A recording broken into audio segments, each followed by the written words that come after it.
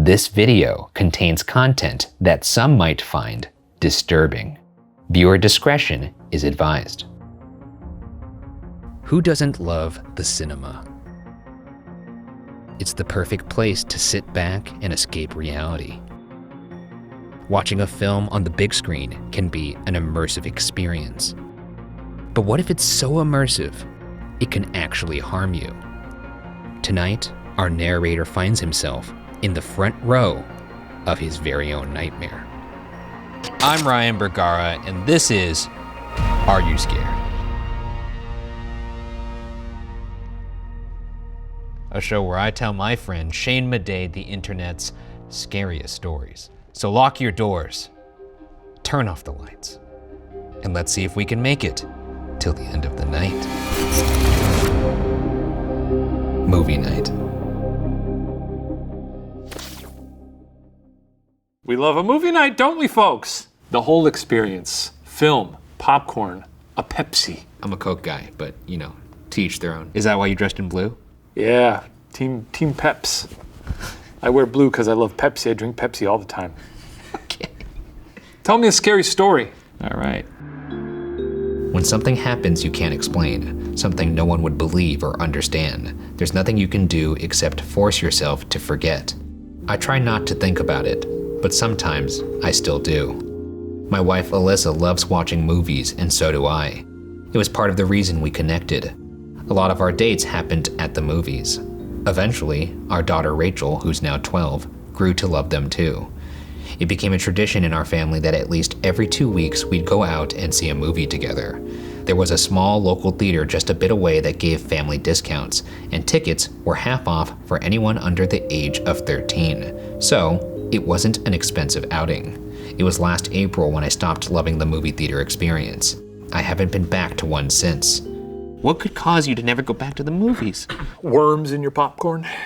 I'd still go. I'd just be like, bad batch. Well, no, I'm saying what if it's a bucket of popcorn, it's all worms? Still just bad batch. You'd take it to the counter and be like, bad batch here, it's worms. Hey, can I get a hot one? Yeah. Top me off. It would take the movie coming out of the screen and attacking me. Like if Michael Myers jumped out of the screen. I'm going every week.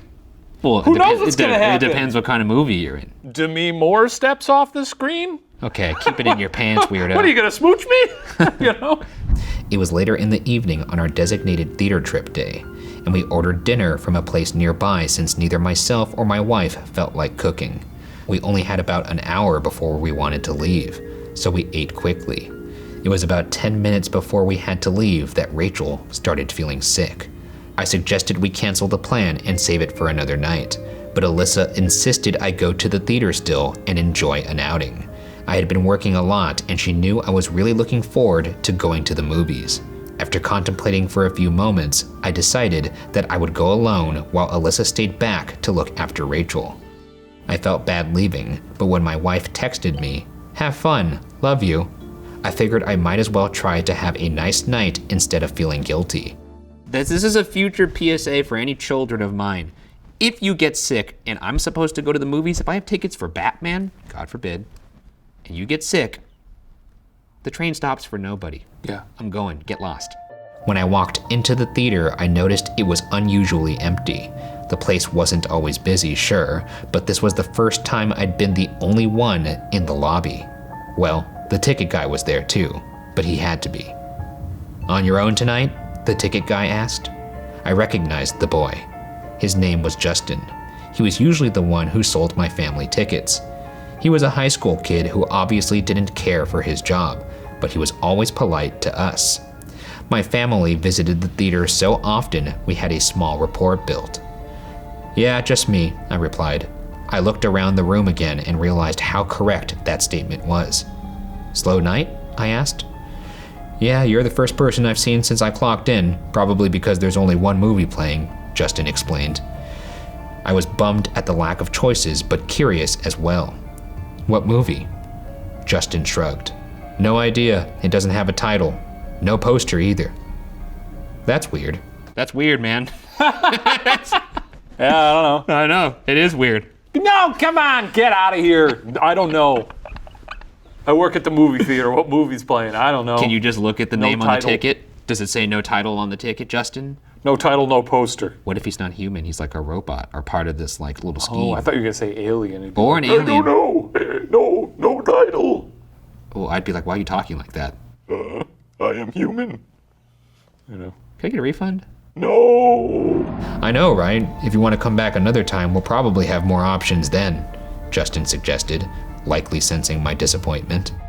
I sighed, debating briefly in my head whether I should call it a night or not. It seemed like everything was working against me. You know what? I'm already here. Might as well go see it, I decided. You sure? Justin asked, and I nodded. All right, that'll be $8 then, Mr. Matthews.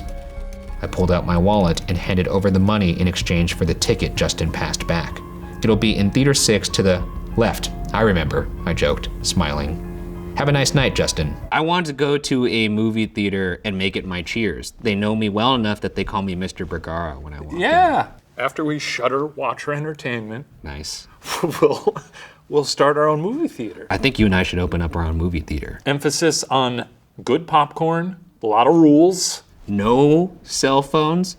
And I've said this before, the best thing about a cell phone in a dark room is it lights up their stupid face, and that's when we have our robot that slings like ding-dongs. And it flies. Slings a ding-dong? You know. What's a ding-dong? A ding-dong, you know, like a small little sausage, you know, like a little cocktail weenie. What do you mean slings a ding-dong? And it slings it at high speed right into their stupid face. And it's just trained to look at like bright just spots. say, you know, like a tiny sausage. Everyone knows what a ding-dong is. Okay. My brain worked on autopilot as my feet carried me towards my destination. It was eerily quiet, and just as Justin had said, there weren't any other movies playing. Usually, the little panels that hung above the doors displayed titles, but there weren't any tonight. When I got to Theater 6, I noticed the lack of a title on the sign, but the illuminated number 6 on the wall told me that something was playing. I heaved open the door and slipped into the dark room just before the door slammed back shut. I walked down the path that led to all the seats, and when I turned to scan the room, I saw it was entirely empty. Something about the empty theater made me uneasy, like I was trespassing somehow. But I shrugged it off and tried to enjoy the fact that I could sit wherever I wanted. Some people have hang-ups about that, though. They don't There's like a lot of sitting people alone. are like, it's so weird to see a movie alone, and I get that, but at the same time, I think it's an acquired taste. I usually just call those people losers. You, the person going to see movies alone. Well, the thing is, they think that it makes them look like a loser is the thing. Which is why they're losers. No, if they're seeing a movie alone. Oh, that's a winner. That's what a winner does. Right, exactly. That's what I'm trying to I do it mean. all the time. Yeah. I'm a winner. Okay. Are you questioning that? No. I think we all agree Ryan Bergara is a winner. I'm gonna need to see everybody in this room raise their hand that I'm a winner. Please raise your hands. Otherwise, we're not moving on. We all think you're a winner who gets a lot of good ghost evidence. Raise your fucking hand. Please raise your hand. Raise it! I chose a seat in the middle of the theater, a good enough distance from the screen that I could see the full thing, but not so far back that I was near the loudspeakers. If I had popcorn, it would have been perfect, but when I passed by the concession stand after getting my ticket, there was no one there. Where's your desired seat? It's dead center, but it's a little bit up past a third of the way. Because up in the pit, you're looking up like this. You don't want in to that be little in the pit. second third part, you're like a perfect viewing angle. Yeah. And then the last third is for all the burnouts and people who want to make out. Getting their sick little pleasures up there. Yeah, I know. Cutting their holes in the popcorn. A thing that people definitely do. We've all done it. What? It's not great though. What it done? Boo. Didn't expect to see me here, did you? I can tell you a horror story in just 2 words. Food waste. I can't tell you how many times I've bought celery or spinach only to let them die and wither in the back of my fridge. It might not sound scary at first, but those scraps add up. We're talking 330 billion pounds of garbage in North America alone. And all that waste equals a not so bright future for our beautiful planet. Luckily, Lomi is looking to end this horror story once and for all.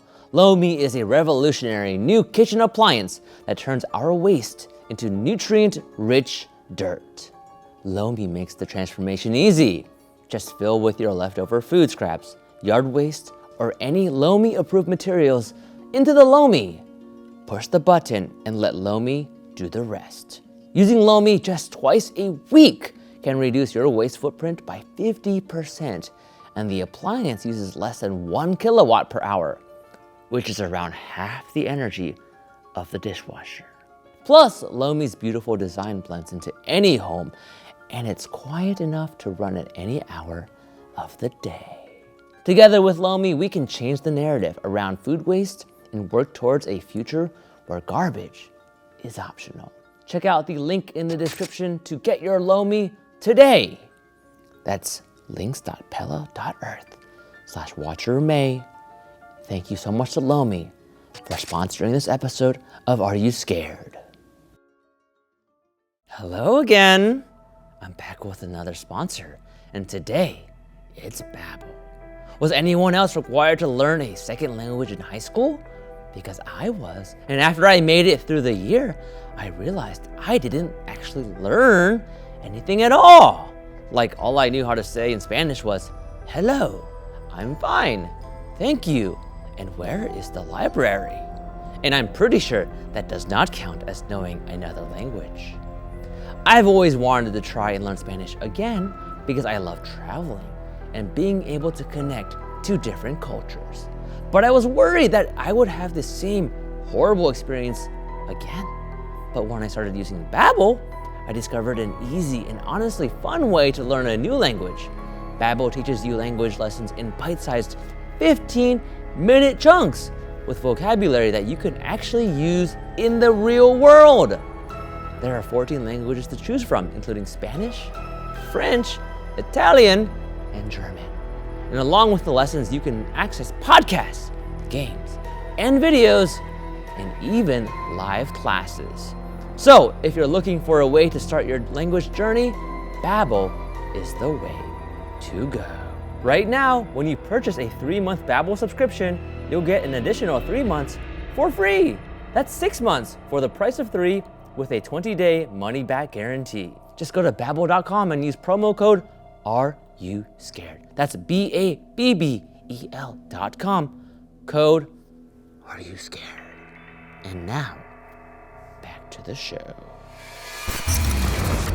I finally settled in and focused on the large screen, which had been playing a Pepsi commercial when I walked in. Pepsi! Oh no, we can't Ring the Pepsi alarm! It changed to a trailer after a few seconds, and I relaxed into my seat. I hadn't missed any of the movie, but I wish I had. The trailer was dull. It was some coming-of-age teen girl movie that I hoped Rachel wouldn't want to see in the future. I watched the preview scenes, just wanting to hurry up and get to the movie. The girl was trying on dresses, arguing with her mom, standing up to her bully. Typical cliche things. This guy sounds rude. Your daughter's gonna want to see movies about girls. He doesn't like coming-of-age movies unless they're about daughter's gonna want to see this one. Oh, she's gonna want to see herself represented on screen? What a fucking needy little girl. The next scene had nothing to do with the trailer. It flashed by so quickly I almost missed it. On the screen for just a moment, a photo of a hooded figure from the shoulder up appeared. Just as quickly as I noticed it, it was gone. That was weird, I thought to myself, but I assumed it was a glitch. It wasn't. The clips for the teen movie sped up suddenly. The sound cut out, and scenes flew by. High school dance, a bloody knife, friends hugging, the hooded figure, cheer tryouts, abandoned house. Soon the scenes from the movie faded, and it became a display of unconnected, disturbing images. A dead rabbit strung up, a demonic mask, the knife again, a graveyard, the hooded figure again, a creepy clown, pictures of a family with the eyes scratched out, the hooded figure once more. I had no idea what was happening. My heart was suddenly racing and I got goosebumps. I felt frozen in my seat, stuck watching creepy image after creepy image display itself on the screen. I couldn't look away, couldn't close my eyes, couldn't move. I just watched. Sounds like the Bergara home videos. I know. I was about to say, someone got a hold of Steve Bergara's handy cam. Your family's sick. Yeah, they are. Then the screen stopped on the hooded figure. The person was dressed entirely in black, face covered too.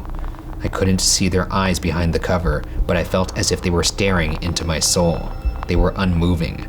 I knew it was a screen, but still my heart clenched and my stomach sank. I had never felt so uneasy by a picture in my entire life. Suddenly, the screen cut to black. There was still a haze of light, meaning the projector wasn't actually off. It was just a black screen. I tried to breathe, but my throat felt constricted. Out of nowhere, loud, horrible screams emitted from the speakers. It was high-pitched and blood-curdling. I snapped out of my terrified stillness to slap my hands over my ears. It was so loud, so terrible. I couldn't imagine what was so awful that a person could shriek like that, and I didn't want to know. I just wanted it to stop. Stop. Stop! I yelled out, not even realizing I had done it until the room fell silent seconds after my words. I'd probably walk out if this happened to me. Yeah, I'd probably walk out too. Maybe the implication is that he's sort of transfixed, it's like hypnotic, almost like a... I see. Like The Ring. Like The Ring. They love to watch that little lady walk out of the screen. They could leave at any time or just, boop, hit the remote. Turn on the fucking remote. Or just leave, just leave. Just leave. I like the idea of all this going on, but him also being like... but scared though, like, ooh. He gets a little escape kernel. He's like... I had unknowingly curled into myself, as if to physically shield myself from the noise. I slowly uncovered my ears and straightened up. I took a shaking breath as I looked at the screen. It was black again. Wait, no, it wasn't. On the screen was a dark room. There was barely any light, but I could make out rows of seats facing the same direction. When I looked closer, my heart stopped. I saw myself on the screen, seated in my chair in the theater. I stared at the mirror image, my mind racing as to how this was even possible. There had to be a hidden camera. This had to be a prank. Any moment someone would jump out and tell me they got me good. Maybe it was Justin. He was a high schooler after all. They were cruel for no reason, even though that didn't sound like him. That had to be the explanation. I forced myself to speak. I announced, "Okay, you got me," hoping that if I admitted defeat, then whoever was doing this would stop. But nothing happened when I spoke up. You got me. "Hello?" I called out. I said, "You got me." I tried to hide the quake in my voice. I waved my hand in the air, trying to signal someone. As I waved, I looked at the screen and froze yet again. The me on the screen was unmoving. My hand lowered slowly as it dawned on me that this wasn't live. How is that possible? Let me know if you agree here. If you could go see a movie you love, Okay. but they could deep fake you onto one of the characters. Like if you wanted to go see Titanic, but I was like, make me Rose, Let me see what I look like up there. I wouldn't want to see that. That sounds awful. Okay, what about this? What if we could put you in your little Grinch film that you love so much? The Jim Carrey Grinch, but you're the Grinch now. What about then? I still don't think I'd want to see that. I like Jim Carrey as the Grinch. $65 to see me in Titanic up there with Leo. You're a weird guy. Or Avatar. Okay. Well, Blue, make me blue. Me as an Avatar is pretty Yeah, cool. what if we could both go and be the blues? Okay, you got me in the We'll end. both be blue. Yeah, we'll both be blue. That's good. The screen cut to black once more for a split second, and then it was back on. I jumped out of my seat at what I saw. Everything was the same as before, except there was now a hooded person, the same hooded person, standing behind me on the screen. I whipped my head back and found that I was still alone in the room, yet I was too scared to experience relief. I looked back to the screen and spotted a smile creep its way onto my face. It was unlike any expression I had ever seen on myself, or anyone else for that matter. My own face, my real face, remained unmoving as I watched the scene unfold in front of me. There really is nothing creepier than a very inappropriate smile. Like a smile that's coming at a moment when you shouldn't be smiling. Yeah, like at a funeral. Yeah. Yeah, exactly. That would be spooky. Though I did smile at that Watcher funeral. What was his name? I forgot his name. He's fucking blue. If you're thinking It's about on the little tip of my tiny tongue. It's on the fuzzy tip of blue my man. tongue. The professor. Yeah. Yeah, that's what it was. Smiling the whole time because you clearly didn't learn your lesson. No, I think I learned it. I guess he did. I guess he's pretty content with his actions. He'll never learn again. I guess not. I was standing now, but my feet felt so heavy. I was weighed down by curiosity and fear as I watched the hooded figure withdraw a large knife from behind its back. It was the same knife from the photos that had been displayed rapidly on the screen moments ago. In a rapid motion, the hooded figure slashed the blade through the neck of my on-screen doppelganger. I gasped audibly, my hand unconsciously reaching for my neck. My fingers brushed against my intact skin as I watched in a trance. The smile never left my face. Even as blood began to pour from the wound, it gave me chills. I mean, at that point, you got to figure, okay, nothing's going to happen to me. You know, if you check your neck and you're fine, then I'll be like, all right, chill. This seems like just something for me to enjoy then. So No, let me not kick back chill. and see how this goes. You see that and realize there's no blood and you just go, oh, neato. Yeah, that's exactly what I do. I'm getting out of there, man. Fuck that. It's cool to see yourself on the big screen. As far as I'm concerned, that's strike 2. Strike 1 was no popcorn. Strike 2 is killing me on screen. I'd be into it. The screen cut black again, only for a picture to rerun moments later. It was the hooded figure. It was so close to the camera that the entire background was out of view. The screaming started again. I took action this time. I pulled myself from my state of shock to dash to the exit. My entire body was shaking and my heart was pounding inside of my chest, slamming against my ribcage so hard I thought it was going to break free. I ran from the theater to the lobby. Justin was still at his post, and he tried to say something to me, but my feet carried me so quickly I was already out the door before he could finish. I ran all the way to my car and sped home. I locked all the doors behind me once I got inside, and only then, in the safety of my home, I could finally let myself breathe. They just went right to theater to home. So he's like freaking out the entire drive, just getting in the car, you're checking the mirrors, Right. Yep, that's what people do when they drive. Yep. putting in reverse, Yep, put it in reverse, then putting it back into drive when they're done reversing. stopping at AM, PM, filling up gas, Yep, back in the car. yep. Seatbelt. Mirror. Check those mirrors again. Okay, still freaked out. That was a fucked up movie. I still couldn't wrap my head around what had happened, even as I caught my breath. There was no way that was a prank. It couldn't be. No one could orchestrate something like that. Not Justin or anyone. Not that brilliant boy, Justin, Not that beautiful boy, Justin. with his big, big brain and strong biceps. It was impossible. Honey, what's wrong? The sound of Alyssa's concerned voice jolted me out of my own mind. I looked at her with wide eyes, unable to speak. You're home early. Did something happen? She pressed further, but I didn't answer. How could I explain that? She'd think I was crazy. Anyone would. I'd think I was if I hadn't witnessed it myself. I didn't like the movie. I told her after. Movie was me. Movie was me. Oh, she said softly. Okay, well, Rachel's in bed. She ate her food too fast, and I think it upset her stomach. Alyssa explained, but her voice became drowned out in the background. All I could hear was that shrill screaming. Every time I shut my eyes, I saw that hooded figure slashing a knife across my neck. I felt a chill shoot up my spine, and the hair on my arm stand up at the memory. I zoned back into reality when I heard my wife suggest, I was thinking we could go to the movies tomorrow. No. I cut her off, my voice louder and shakier than I had intended. She looked at me weird, and I swallowed before softly saying, I don't want to go to the movies. So, are you scared? Wait. We don't get to know who the hooded figure was? Did he see this? Was it Justin? I mean, who can say it's clearly a paranormal experience, something supernatural going on there?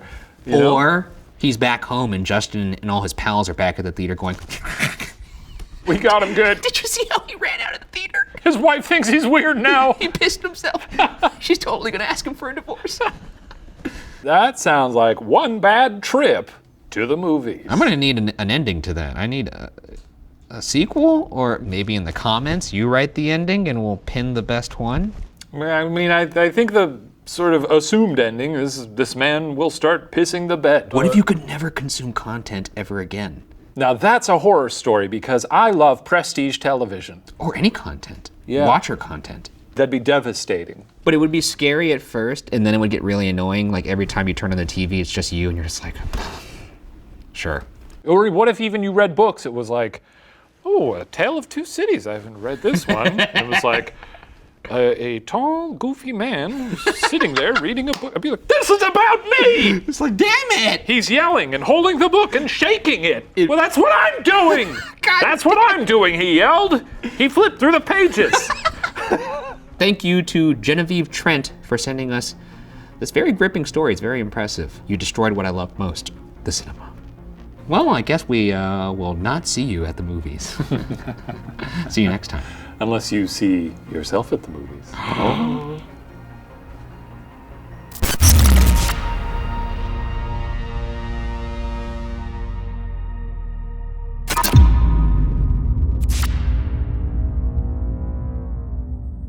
This is gonna do to cinema what Psycho did to the shower. This is going to do to cinema what Pennywise did to hanging out in the sewer. This is gonna do to the zoo what We Bought a Zoo did to the zoo. No, it's not going to. No, it's going to do to I cinema hated what we zoos did to after. the I hated zoos after that movie. I'm just pissed I never see Matt Damon there now. I know. Where is he? Where is he? Matt?